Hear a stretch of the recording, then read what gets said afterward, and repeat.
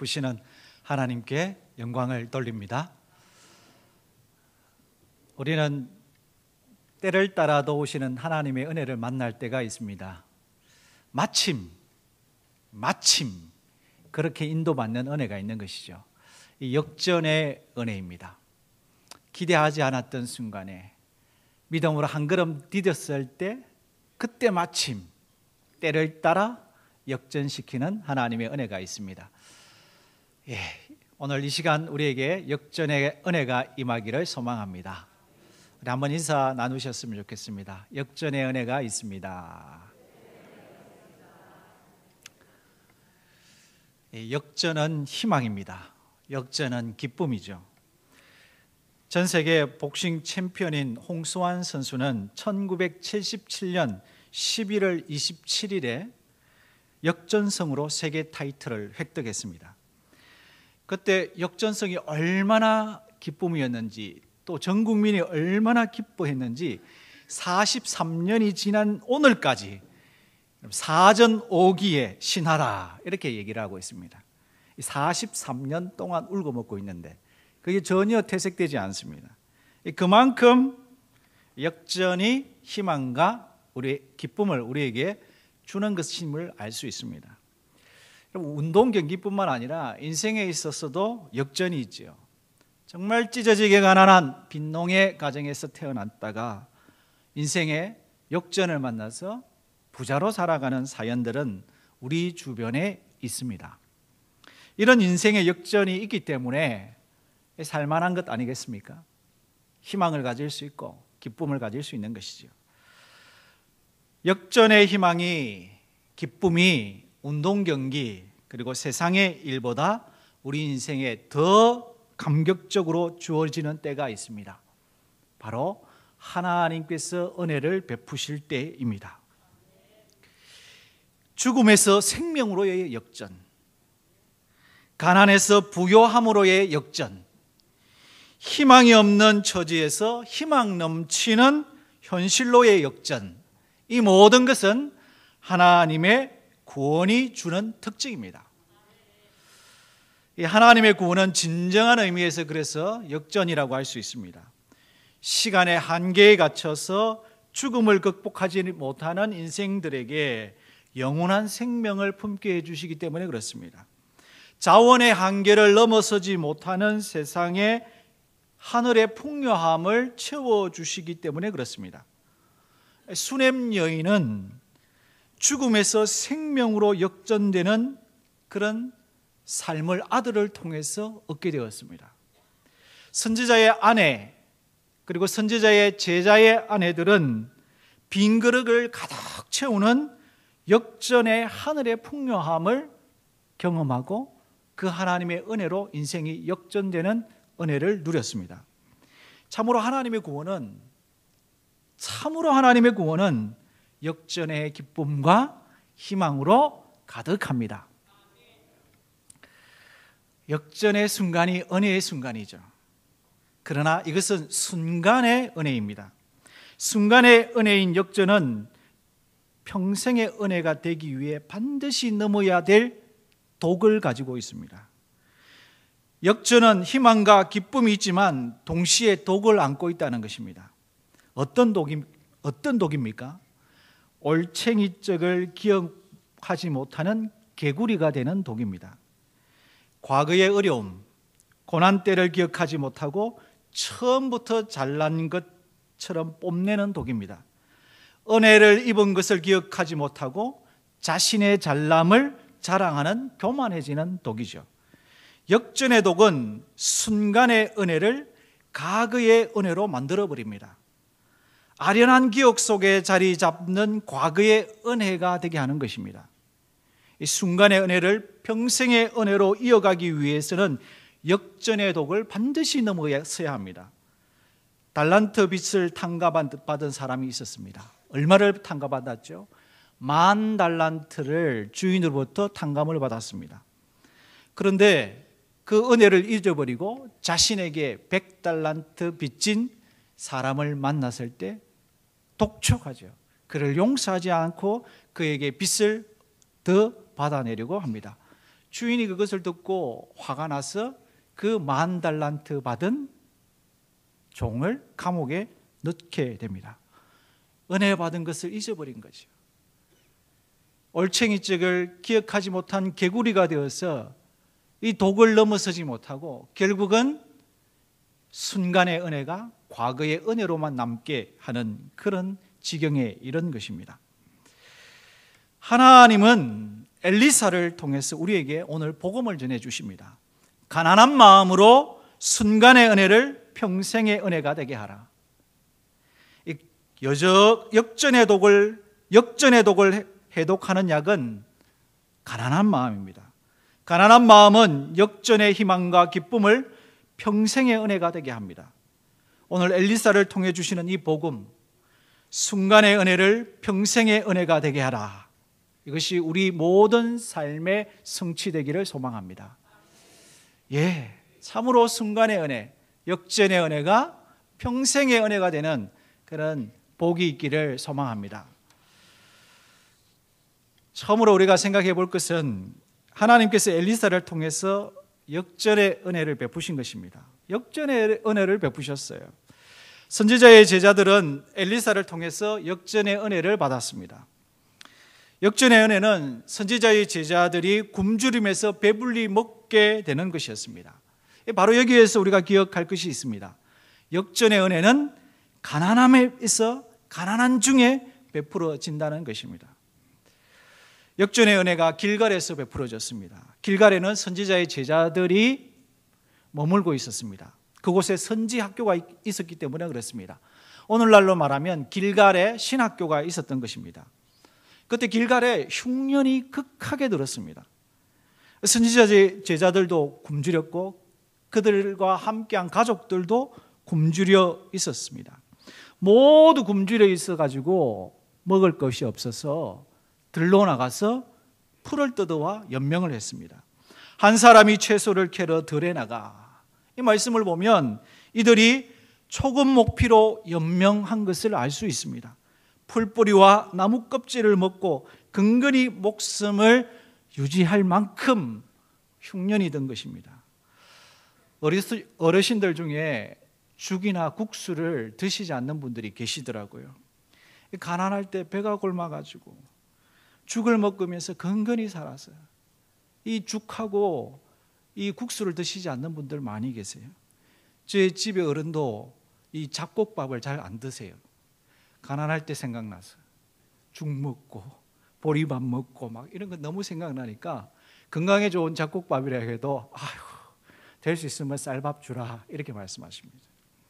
그렇게 살았던 거예요. 그렇게 살았습니다. 굶주린 선지자들에게 스승인 엘리사가 왔습니다. 엘리사는 길갈과 여리고와 그리고 베델을 순회하면서 사역하고 있었습니다. 스승이 도착하자 제자들이 스승 앞에 초로로 달려와서 앉았습니다. 여러분 참 대책 없는 상황입니다. 눈만 멀뚱멀뚱 뜨고 있고 스승 앞에 앉아 있는데 먹을 거는 없는 거죠. 그런 상황에서 스승인 엘리사가 자신의 사환 비서에게 큰 솥을 걸고 국을 끓일 물을 끓이라고 합니다. 여러분 자식 입에 먹을 것 들어가는 게 부모의 기쁨 아닙니까? 반대로 자식 입에 먹을 것 못 넣어주면 그만큼 아픈 마음도 없지요. 목사의 마음도 똑같습니다. 성도들에게 은혜가 먹어지면 참 그만큼 기쁜 것도 없는데 은혜가 못 먹고 은혜가 없으면 그만큼 또 마음 아픈 것도 없죠. 엘리사에게 똑같았을 겁니다. 그렇게 눈만 멀뚱멀뚱 뜨고 있는 제자들과 그 가족을 보는 그 마음이 오죽했겠습니까? 솥을 걸고 국을 끓일 준비라고 하라고 합니다. 문제는요, 국을 끓일 식량이 하나도 없습니다. 하나도 없어요. 그런데 왜 이렇게 대책 없이 큰 솥을 걸고 국을 끓이라고 명령하겠습니까? 그냥 한번 그렇게 해본 것입니까? 그렇지 않습니다. 그는 굶주린 제자들을 먹이겠다는 마음의 결단을 한 것입니다. 그런 결단을 할 수 있었던 것은 하나님은 가난한 자들을 긍휼히 여기시는 분이시며 지금 이 순간 가난하여 굶주리고 있는 이 제자들을 먹이기로 하나님께서 결단하셨다는 것을 그가 확신했기 때문에 그렇습니다. 그것을 알았기 때문이죠. 그래서 솥을 걸고, 큰 솥을 걸고 물을 끓이라고 말씀하셨습니다. 일이 진행되고 있습니다. 국을 끓일 식량은 하나도 없지요. 일이 진행되고 있어요. 물은 끓고 있습니다. 그러자 눈에 보이는 게 있어요. 그러자 눈에 보이는 게 있어요. 찾게 되는 게 생기는 겁니다. 한 사람이 들에 나가서 들호박을 발견하고 따가지고 들어왔습니다. 여러분, 비로소 마음의 결심을 하고 하나님의 편에 설 때, 그렇게 결심을 하고 결단을 하고 하나님의 편에 설 때 비로소 눈에 들어오는 게 있어요. 비로소 발견하고 찾게 되는 게 있죠. 찾을 수 있는 것이 있습니다. 하나님께서 주시는 마침의 은혜이죠. 나오미와 룻이 고향으로 돌아가 하나님의 백성과 함께 하고자 했습니다. 마음의 결심을 하고 결단하고 고향으로 돌아왔지요. 그들이 고향으로 돌아갈 그때 마침 보리 추수할 때였습니다. 나오미 어머니, 시어머니를 먹이려고 룻이 마음의 결단을 하고 이삭이라고도 주어야 되겠다고 나가려고 마음의 결단을 하고 나아갈 때 마침 그녀가 보아스의 밭으로 인도를 받았습니다.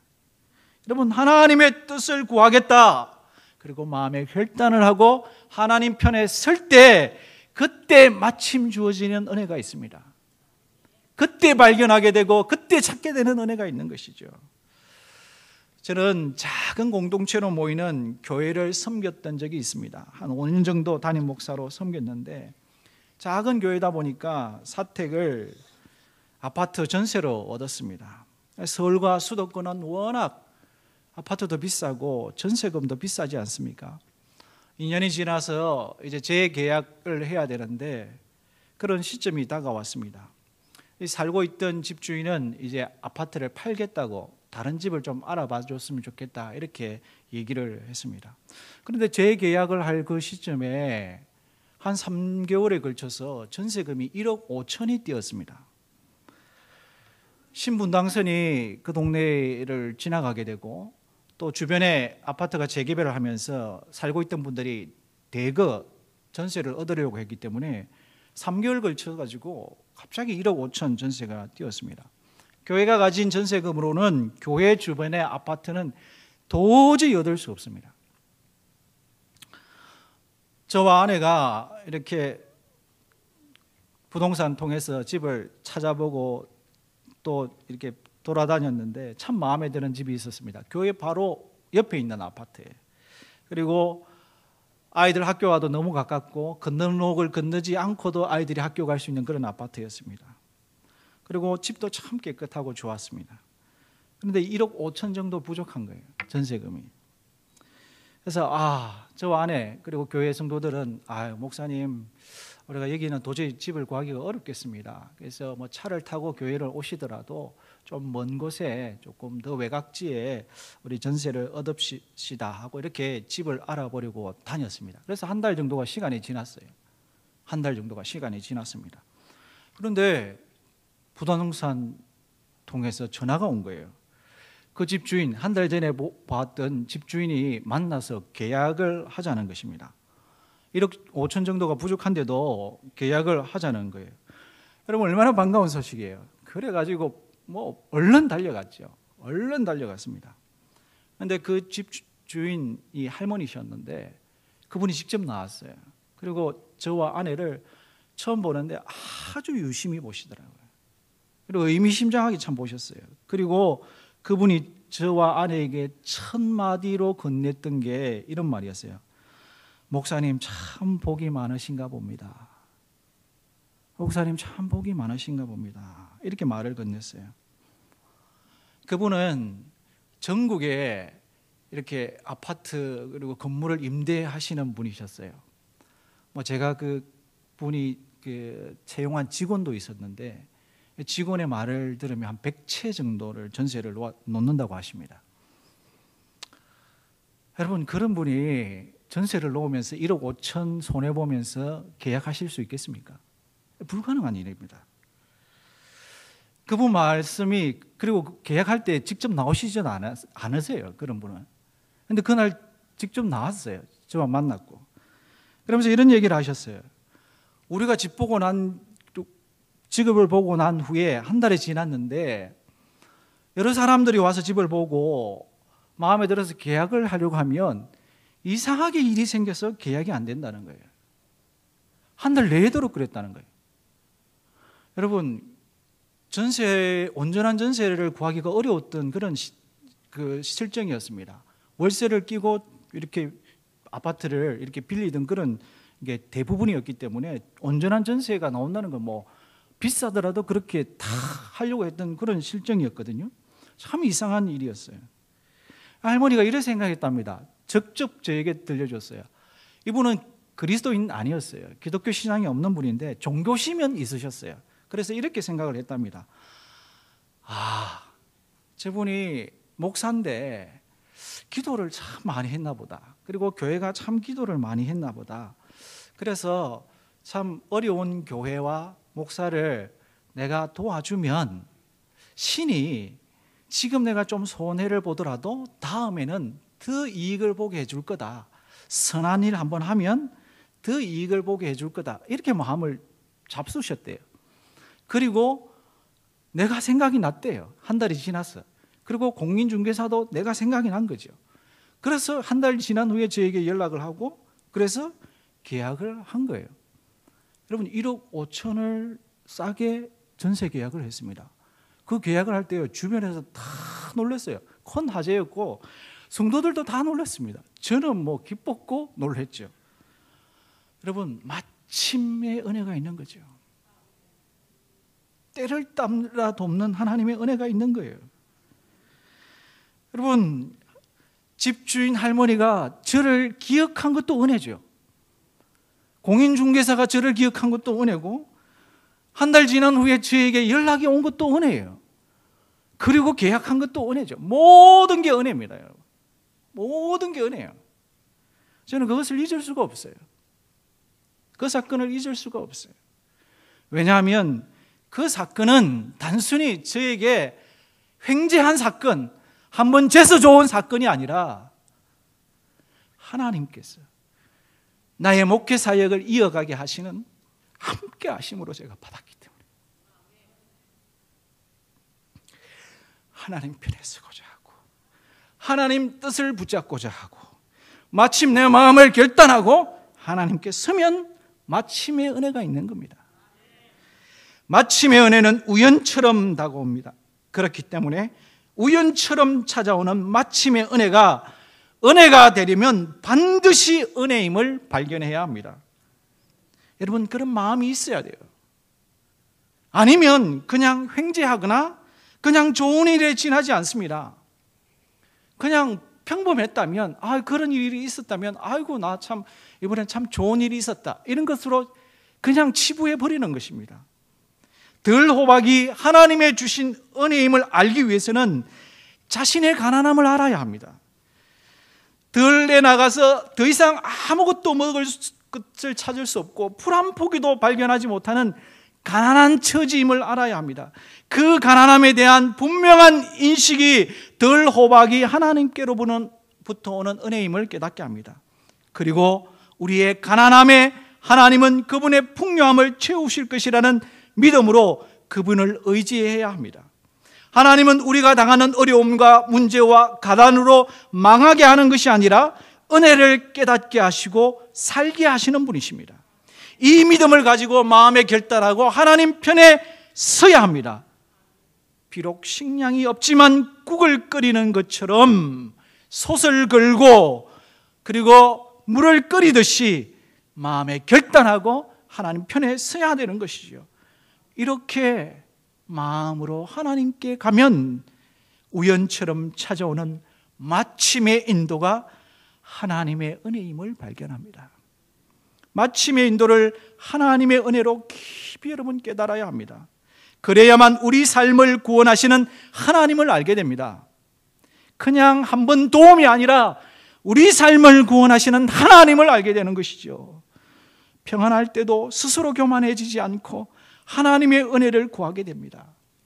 인생의 좌표를 잃어버리고 때로는 절망하고 때로는 교만하여 일렁이는 그때에도 하나님의 은혜라는 이정표로 바로잡을 수 있는 것입니다. 어떨 때요? 마침의 은혜가, 우연한 인도가 하나님의 은혜였다는 것을 깊이 깨달을 때입니다. 사랑하는 성도 여러분, 하나님의 마침의 은혜가 있습니다. 우리 인생을 역전시키는 하나님의 마침의 인도가 있습니다. 그러므로 마음을 결단하시고 하나님 편에 서시기 바랍니다. 세상의 다른 도움이 아니라 하나님의 은혜를 누리며 살겠다 결단하시기 바랍니다. 우리의 가난, 우리의 어려움, 우리의 문제는 우리를 망하게 하는 것이 아닙니다. 이것들은 하나님께서 은혜를 베푸시기 위한 통로일 뿐입니다. 우리의 가난함, 어려움, 문제에서 도망치지 마시기 바랍니다. 그 가운데 도우시는 하나님을 의지하시기 바랍니다. 마침의 인도로 우리에게 은혜를 베푸시는 하나님을 기대하시기 바랍니다.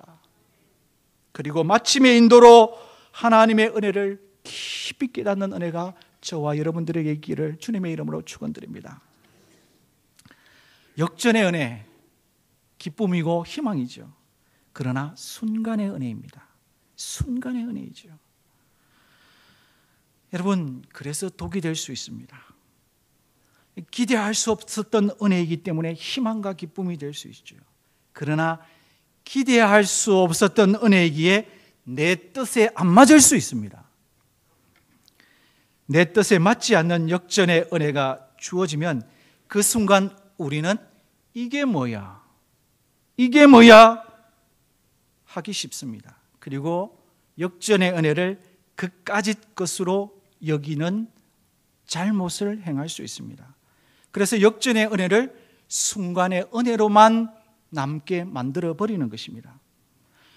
한 사람이 들에 나가 들호박을 발견한 것도 은혜지요. 들호박을 가져와 국을 끓이게 된 것도 은혜입니다. 국을 끓였는데 모두가 먹을 수 있을 만큼 양이 되는 것도 은혜입니다. 그런데 그 은혜에 독이 있습니다. 40절 말씀이죠. 이에 퍼다가 무리에게 주어 먹게 하였더니 무리가 국을 먹다가 그들이 외쳐 이르되 하나님의 사람이여 솥에 죽음의 독이 있나이다 하고 능히 먹지 못하는지라. 학자들은 이 들호박이 들외 종류라고 봅니다. 쓴맛이 아주 강하고 먹었을 때 설사를 하게 만드는 그런 것이었다고 이렇게 보는 것입니다. 우리가 비슷한 것으로 여주를 생각하면 될 것 같아요. 당뇨가 있으신 분들은 여주물을 끓여 드시잖아요. 여주 너무 쓰잖아요. 그리고 먹으면 이거 잘못 먹으면 설사하고 굉장히 배도 아프고 힘들지 않습니까? 아마 그런 종류의 들외가 아니었을까 이렇게 생각이 됩니다. 여러분, 은혜가 순간적으로 불평으로 바뀔 수 있는 위기입니다. 역전의 은혜가 순간의 은혜로만 남게 될 위기 상황인 것입니다. 고사성어에 보면 호사다마가 있지 않습니까? 좋은 일에는 탈이 많다는 것이죠. 그러므로 좋은 일이 실현되기 위해서는 많은 풍파를 겪어야 된다, 이런 것이 호사다마이죠. 하나님의 은혜도 호사다마입니까? 여러분, 하나님의 은혜는 호사다마가 아닙니다. 하나님은 우리에게 뭔가를 성취하기 위해서 독을 주시는 분이 아니십니다. 이 독은 우리에게서부터 나오는 거예요. 우리가 만드는 것입니다. 하나님의 역전의 은혜를 내 마음에 맞지 않기 때문에, 내 성에 차지 않기 때문에, 내 뜻에 맞지 않기 때문에 이게 뭐야? 해버리는 겁니다. 그리고는 그 하나님의 은혜를, 역전의 은혜를 그까지 끝으로 만들어 버리는 것이죠. 그래서 순간의 은혜가 과거의 은혜로만 남게 만들어 버리는 것입니다. 여러분, 아브라함을 생각해 보십시오. 아브라함 하나님의 참 큰 은혜 많이 받았습니다. 역전의 은혜죠.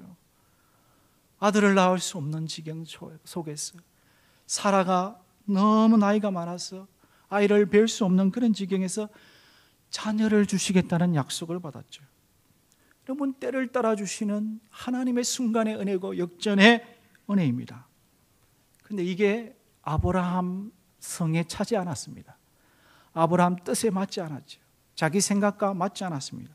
아브라함은 빨리 어떻게 해서라도 하나님께서 아들을 주시기를 원했죠. 어떻게 해서라도 빨리 아들을 주어야 조급하였죠.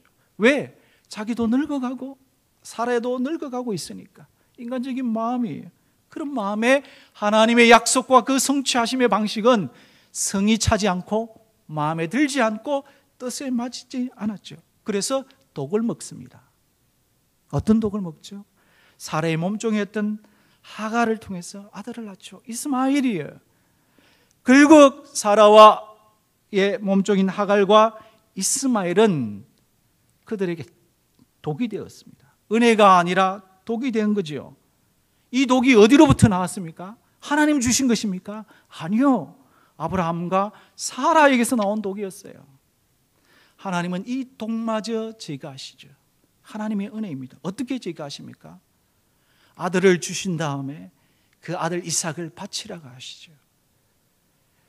이 아들만 있으면 이 아들이 나의 계승자고 이 아들을 통해서 내가 무엇인가를 이룰 수 있다는 자기 뜻, 자기 기대, 자기 성을 내려놓고 하나님 뜻을 붙잡게 하는 거죠. 아들 이삭을 바치라. 그것은 아브라함과 사라에게 있는 독을 제거하시는 하나님의 은혜죠. 결국 아브라함과 사라는 이 하나님의 은혜로 말미암아 이 아들 이삭을 바치는 것을 통해서 자신의 독을 벗어던지죠. 그래서 하나님 주시는 순간의 은혜가 과거의 은혜, 한 번의 은혜로만 남는 것이 아니라 평생의 은혜로 이어지게 만드는 것이죠. 엘리사는 어떻게 하지요? 오늘 본문에 보면 엘리사는 가루를 가지고 와서 솥에 뿌리라고 합니다. 그러자 국에 있던 독이 해독되고 먹을 수 있게 됩니다. 엘리사가 뿌린 가루가 무엇이겠습니까? 하나님의 말씀입니다. 그리고 하나님 말씀에 자신을 맞추는 것이 바로 가루를 솥에 뿌리는 행위입니다. 이어서 다른 사건이 하나 생깁니다. 바알 살리사에 살고 있던 한 사람이 보리떡 20개와 그리고 야채 한 자루를 엘리사에게 가지고 옵니다. 첫 수확이었습니다. 하나님의 사람에게 드리고 싶은 마음으로 가지고 왔어요. 은혜죠. 때를 따라 돋는 은혜예요. 순간의 은혜죠. 그런데 여기에 독이 있습니다. 어떤 독이 있죠? 엘리사만 먹을 수 있어요. 엘리사만 그것을 먹으면 배부를 수 있어요. 보리떡 20개, 야채 한 자루는요 100명의 제자들과 그 식구들을 먹일 수가 없습니다. 배불리 먹을 수 없어요. 독이 있어요. 그러자 사원은 이렇게 얘기하죠. 나는 도저히 못 주겠습니다. 이것으로 100명을 내가 어떻게 먹이겠습니까? 그러자 엘리사가 뭐라고 합니까? 하나님께서 먹고 배부르게 하셨다. 나누어 주라. 하나님 말씀에 자신의 마음을 맞추는 것이죠. 하나님의 말씀에 자신을 비우고 하나님의 뜻에 자기의 마음을 맞추는 가난한 마음을 가지는 것입니다. 여러분, 이렇게 할 때 독을 넘어서는 거예요. 순간의 은혜를 평생의 은혜로 바꾸게 만드는 것입니다. 내가 어찌 이것을 100명에게 주겠나이까? 이렇게 말하지 않습니까? 그러자 무리에게 주어 먹게 하라. 이르되 무리에게 주어 먹게 하라. 여호와의 말씀이 그들이 먹고 남으리라 하셨느니라. 43절이죠. 결과입니다.